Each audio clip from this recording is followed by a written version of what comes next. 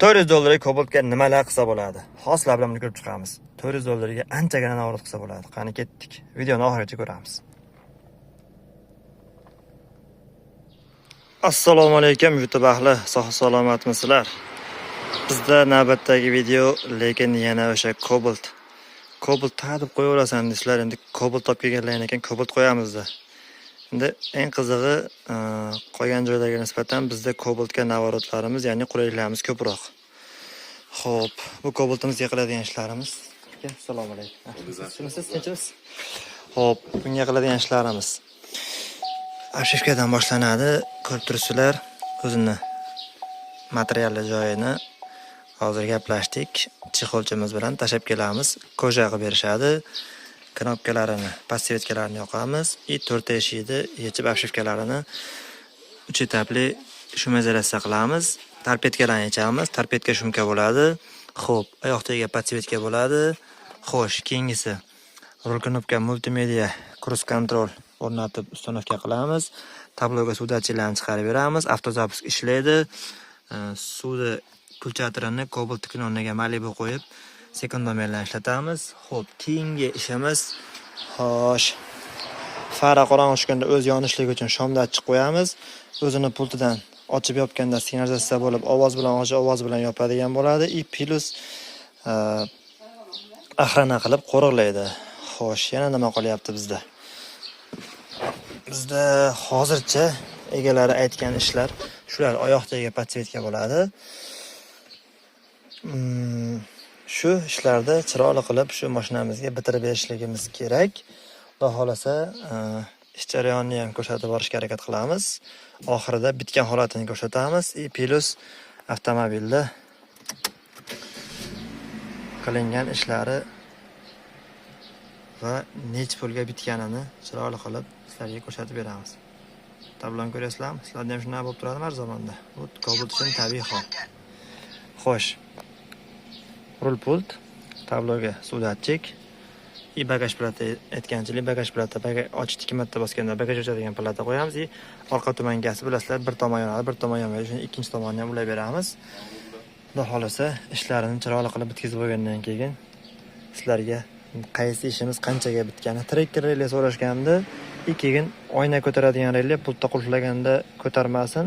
O'sha 2 marta qulflashni ketmay bosganda ko'rsatib ko'tarsin deshdi, uni ham qilib beramiz. Xullas, har bitta ishda alohida narxi bilan oxirida nech pulga bitganini, qancha vaqt ketganini sizlarga aytamiz. Hozir buni biz birinchi qiladigan ishimiz 4 eshikda arshivkalarni yechamiz. Tozalab, changlarni artib, yuvib tozalab 4 eshik hamda tarpetkani shumkasini boshlaymiz. Xudo xolasa, ertaga kechgacha bu mashinaning ishlarini bitkazib berishimiz kerak. Inninga egalariga topshiramiz. Xudo xolasa, kuzatib boraverasizlar. Cobaltimizda shumka jarayoni ketyapti. Xo'p. Tarpetkalar. Shu bloklargacha mana germetika qilinadi. Sababi bu tirq qiladi. Bu kecha qilingan o'sha qotgan. Rezinkasini ochib yorishgan ekan. Buni ham bekitib qo'yamiz. Rezinka Cobaltda siq kiryapti, chang kiryapti deshadi shu. Mana. Rezinkalar tarpedani tag qismi boshlangan, tarpedani o'zi bo'lgan. Xo'p, eshiklar yopilyapti. Orqa eshik ham bo'lgan. Tarpetkamiz tayyor. Xo'p, eshigimizda ichki qismini ham chiroyli qilib shumkalarni yopishtirib olganmiz. Har bitta gaykalarga germetika qo'yganmiz, klipsalarga tirqamasligi uchun. Endi tarpedani tag qismi bo'lgandan keyin tarpedani yopamiz. Obshivkani ustiga tashib berganmiz. Nima uchun desalar, o'sha material qismini koja qilish uchun berib berganmiz. U ham bitib qoldi, xudo xolasa. Kuldatorlarga passivetka yoqamiz. Chiroyli qilib obshivkani orqasiga vatan yopishtirib yig'ib yuboramiz, xudo xolasa. Inshaalloh bugun buni tugatsak kerak degan niyatdamiz. Xo'p, bizda bu tomonda Spark 1.2lik oldin DTP bo'lgan ekan. DTP bo'lganda radiatorlari pachaq chiqib ketgan ekan, olib tashlashgan ekan. Hozir bu fillarni yechamiz. Yangi radiator qo'yamiz, kompressorlar ishlayapti. Xullas, kansellarni ishlatib beramiz. Xo'p, bizda ichkari tomonda ko'rishlaringiz mumkin.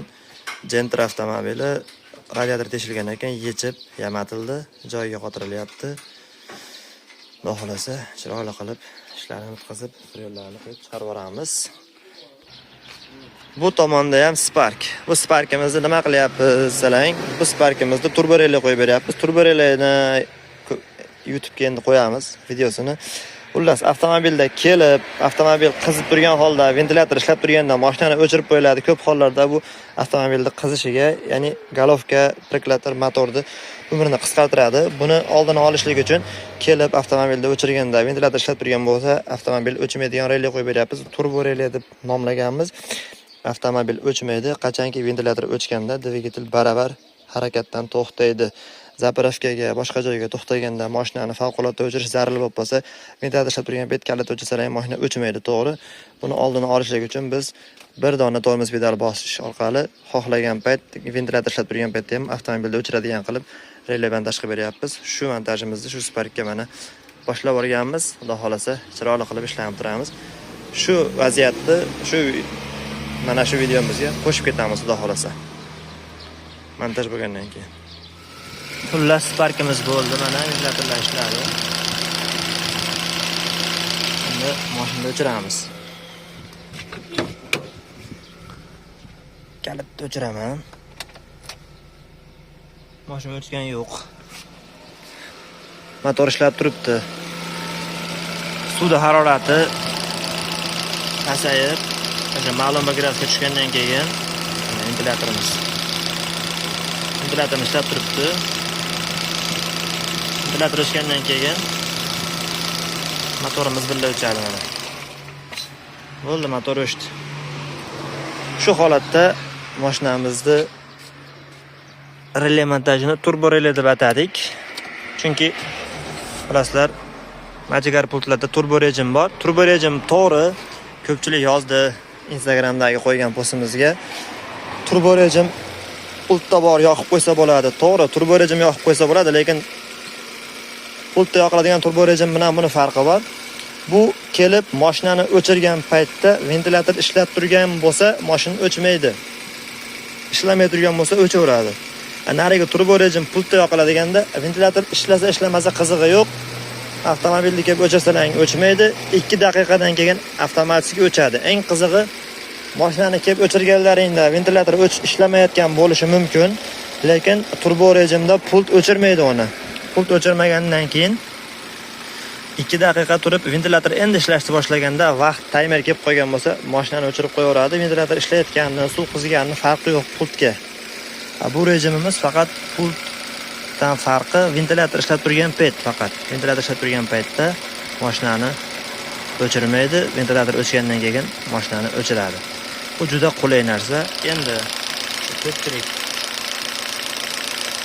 so'ragan narsa nima desalang, ventilyator ishlab turgan paytda, ventilyator ishlasin. Lops ishlagan paytda avtomobilni o'chirsa, mashina o'chmaydi. Endi zapravkaga kiramiz, metanga, benzinga, propanga ishlashi mumkin. Shu payt mashinani o'chirishga kutib o'tiramanmi endi mashina ventilyator o'chgangacha desalang, yo'q. Shu odatdagidek o'chirishni yo'li bor. Bu masalan, tormoz pedalni bitta bosilganda zarurat bo'lgan payt mashinani o'chirib beraveradi. Qolgan payt kerak emas. Misol uchun, bir kunda bir marta, 2 kunda bir marta zapravkaga kiriladi. Qolgan payt turbo rejimimiz o'z holida ishlaveradi.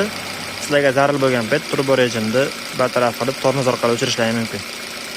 Ventilyator ishlasa, hozir buni ham bitta ko'rib chiqamiz.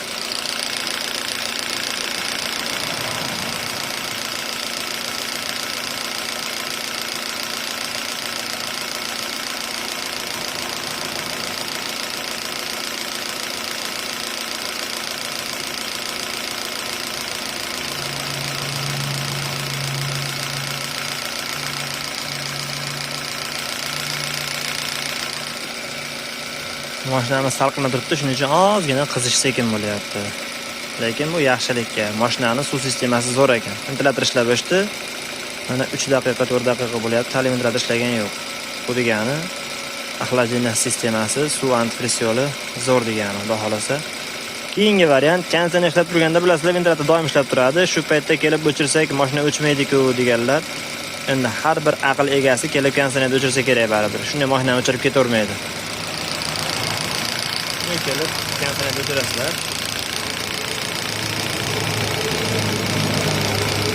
Kondisionerni o'chirib turib, mashinani o'chirib ketaverasizlar. Agar kondisionerni o'chirgan paytlaring mashinaning temperaturasi baland bo'lsa, ventilyator ishlab turaveradi, kondisionerni o'zi o'chadi, kaliti sug'urib ketilaveradi, o'zi avtomatik ventilyator o'chishi bilan mashina ham o'chadi.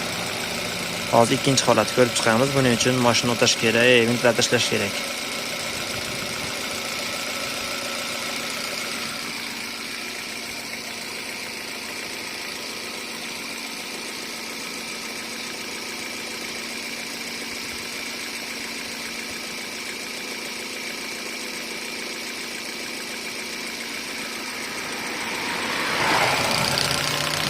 Ventilyatorimiz ishladi. Endi mashinani o'chiramiz. Bismillah. Kalit topib oldik. Mashina o'chgani yo'q. Ventilyator ishlab turibdi. Endi o'chirishlik uchun tormoz pedalni bitta bossak kifoya. Mana qarab turinglar, tormoz bosyapman. Mashina o'chdi. Ko'rishlaring mumkin. Mashinamiz avtomatik tarzda tormoz bosgan paytimizda o'chib beradi. Mashina qizib turibdi. Mashinani qaytadan o'chatib qo'yamiz. Xullas, turbo rejimimiz xuddi shu tarzda ishlaydi. Kimga shu xizmat kerak bo'lsa, aloqaga chiqib kelaverasizlar. Qiziqqanlar uchun mana shu turbo rejimda montaj sistemasini hozir sizlarga rasminovkasini, rasmini qo'yib o'tib ketamiz. Ventilyatordan bir dona kabel olib kelinadi, releni 85 ga. 86 ga tormoz pedaldan, to'kidan kabel olinadi. Bir dona qora diod orqali diodni oq tomoni tormoz pedalga tomonga ulanadi. 86 tormozga, 85 ventilyatorga chiqdi. 30 postoyanli tok shu holatda ulanadi. Kobaltimiz eshiklari bo'ldi, tapetkani taglari bo'ldi, tapetkamiz ham bo'ldi. Tapetkani tiqamiz endi joyiga. Tapedan oylamasam, qo'yaveramizmi? Tayyormi?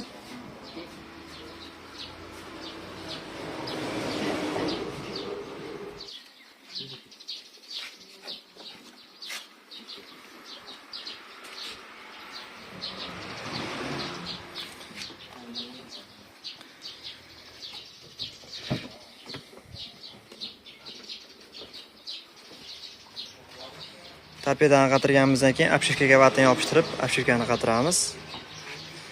Keyin rol knopkalarni joyiga joylashtirib, programmalar yozamiz. Dvornik ko'chatirdi, malibu qotiramiz. Xudo xolasa, shunaqa qilib ishlarini oxiriga yetkazamiz-da. Bugun yig'ib yuborishligimiz kerak. Xudo xolasa, mashinani ertaga egalariga topshiramiz kunduzi. Mana shuncha narsa turibdi hali. Xullas, torpedani yig'ishda mana shu narsalarni ham mana ko'ryapsizlarmi? Mana shu choklarini, changlarini artib germetika qilinadi, chunki bu bir-biriga kirgizilgan narsa. Mana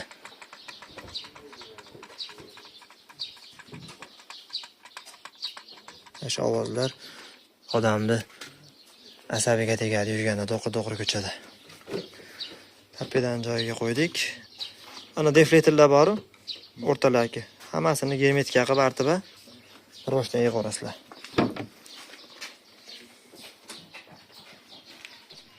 Xudo xolasa, Cobalt proyektimiz bitdi. Chiroyli navorotlar qilib berildi. Ko'rishlaring mumkin. Bu o'zini oynaga taqadigan dvornik ko'chatirib, uni olib tashlab, o'rniga malibu qo'yib berildi. Xo'p. Ko'rib turibsizlar, Cobaltimizga 2019 ekan yili. Xo'p. Kerak narsalar qilib berdik. Eng keraklisidan kechqurun yurishlik uchun tiniq LED chiroqlari palasali MX dan qo'yib berdik. Buni garantiyasi 1 yil garantiya beryapti. Dillerchisi ustanovkasi bilan relepeli общий $50 ustanovka qilib beryapmiz. Pullaringiz layminan qaytib ketadi. Xo'p. Ko'chatni qo'yib qo'yamiz. Bu mashinaga nimalar qilindi?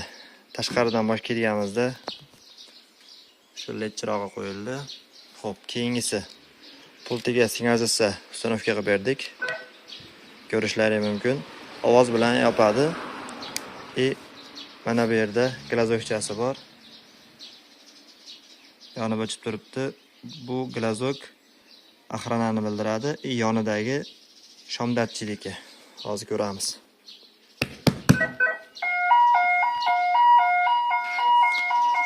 Ko'rishlaring mumkin. Pultimiz ovoz chiqarib axrana qiladi. ochamiz. Xo'p, endi mashinani qulflaganimizda ovoz bilan qulflab, ochganimizda ovoz bilan ochyapti. Endi bu ba'zi payt kechqurun yoki ba'zi bir joylarga borganda ovoz kerak bo'lmaydi yoki to'y to'polon joylarga borganda mashina chillab yuborishi mumkin. Bilasizlar, qolgan pultlarda bezuk sistemasi bor. Bunda ham bezuk sistemasi bor. Ochish knopkasini ketma-ket 5 marotaba bossak, 1 2 3 4 5 bo'ldi. Pultimiz bezuk holatiga o'tdi. Qulflaymiz. Qulflandi. Ochamiz. Ochildi. Xo'p, narxi bilan aytib ketaveramiz. $50 ledimiz ustanovkalari bilan birga, nastroykalar bilan birga bo'ldi. Pultimiz 450 ming so'm signalizatsiyamiz. Keyingisiga o'tamiz. Keyingisi podsvetka knopkalariga, oyna knopkaga, oyoq tagiga. 250 ming so'm oyoq tagi bilan 4 teshik podsvetkamiz. Xo'p. O'ziniki materialli bo'ladi. Koja toptirildi. 4 teshikniki 250 ming so'm. Hop, 250 ming so'm podsvetka, 250 ming so'm koja bo'lyapti. Tarpi ashibkaga.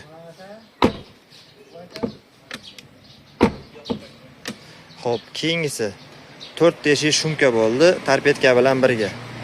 4 teshik tarpetka shumkamiz. 4 teshikni o'zi bo'lsa $100, tarpetka bilan $50, tarpetka $50. 4 teshik tarpeda $150 ga shumkalari bitdi. Xo'p. Ichkariga kelamiz. Ichkariga kelganimizda bizda qilingan ishlar. Bismillah. Avtozapusda ko'rsatib qo'yilgan. Mashinamiz o't oldi. Ochamiz. Kalitni ochib qo'yamiz. Xo'p.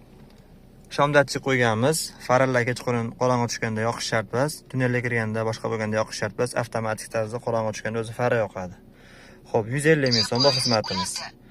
Xo'p, keyingisi 2 marta ketma-ket ochish knopkasini bosganda bagaj ochadigan plata qo'yib berdik. Mana bagaj ochildi. 100 ming so'm bu. Multimedia, cruise control, avtozapusk hamda ichida mana motor temperaturamiz 1 million so'm.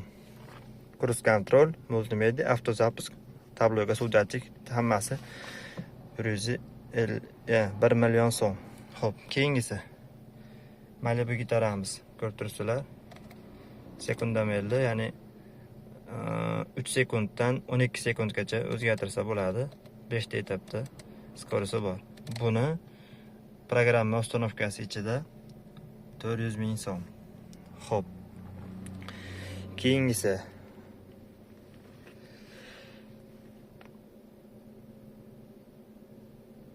Hop, sanab o'tdik. Nima qilib ketdi bizda? Ovoz plata ketdi. Ya'ni ovoz bilan ochish yopish axrana relay, axrana signalizatsiyamiz 450 ming so'm dedik.